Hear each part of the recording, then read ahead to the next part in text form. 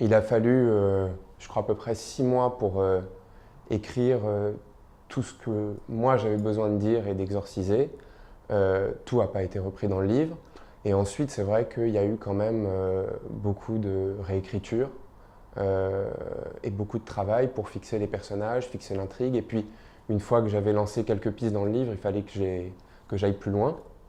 Donc, sur un an, ça a quand même pris un peu de temps. Et puis ensuite, il y a eu tout le travail de relecture et de réécriture avec les éditeurs, notamment avec Thierry Billard, qui m'a dit ça, tu peux peut-être l'accentuer, ça, tu peux peut-être un petit peu le mettre un peu moins. Et c'est vrai qu'avoir des avis extérieurs, ça a été très utile, quoi, parce que moi, c'est mon premier roman.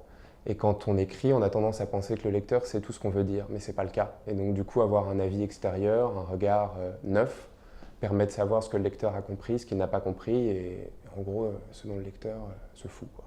Voilà, pour être très honnête. Au début, j'imaginais pas du tout que ça allait être lu, je savais pas du tout que ça allait être publié, c'est quand même un... Enfin, c'est un peu pile ou face, on en voit, on ne sait pas trop. Et ensuite, c'est vrai que ça a été un bon moteur au moment de la réécriture, de se dire que certaines personnes pouvaient se reconnaître. Et bon, je pense que c'est ce que tout écrivain espère, que les gens se reconnaissent dans son livre. Et puis,